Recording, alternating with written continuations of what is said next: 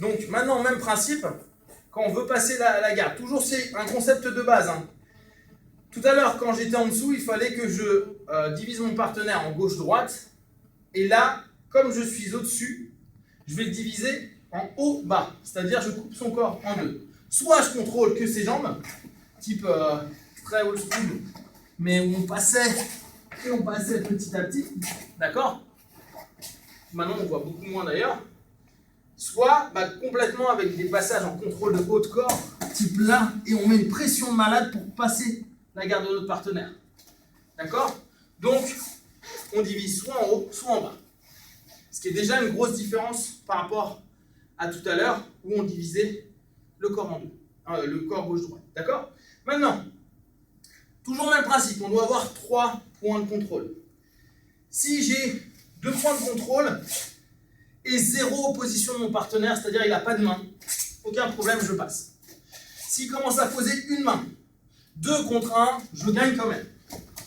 Si maintenant il met 2, je vais déjà commencer à davantage galérer. Or là, si vous regardez, c'est une erreur si on reprend la base de tout à l'heure. Pourquoi? Parce qu'il va me contrôler comme on passe une garde. C'est-à-dire qu'au lieu de me contrôler un côté du corps, il veut me contrôler la partie haute de mon corps. Et alors qu'il devrait prendre, par exemple, voilà, exactement. Et là, par contre, moi, je vais galérer à passer alors qu'il n'en a que 2.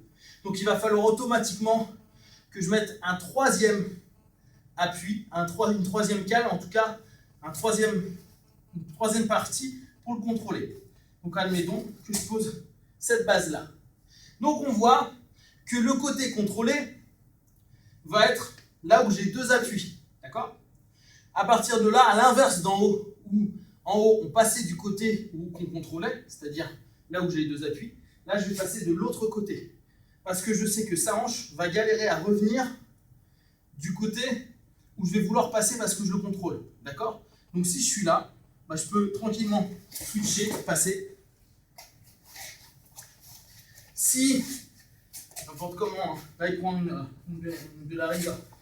Là, regardez, 1, 2, là il a 3, donc là je suis dans la merde, il faut absolument que je pose au moins 3 appuis. Donc, 1, pour être bien, 2, 3. Il y a peu de chances que je passe du côté où je contrôle, c'est-à-dire où j'ai 2 appuis. Donc je vais devoir passer de l'autre côté. Là, où sa hanche va être plus longue à revenir. C'est-à-dire que je vais poser, décaler ma hanche, passer dessous le bras, bon ça après, c'est de la technique. Parce que j'arrive à avoir 2 points de contrôle sur un angle, l'angle ne devient plus un angle de danger, et je passe donc là où je ne contrôle que d'un membre, que d'une partie de son corps.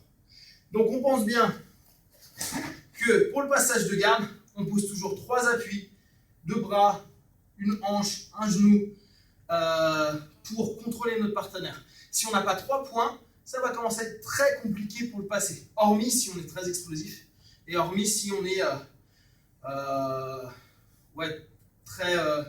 très en face, très dans le timing avec le partenaire, type le mec vient d'arriver au sol, je prends 2 mains, bam, je passe directement en tornado ou autre.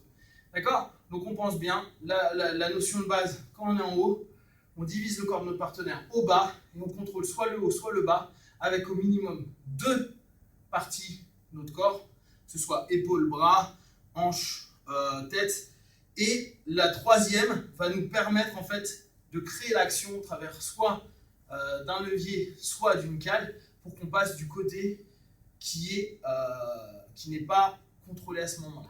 Ok ?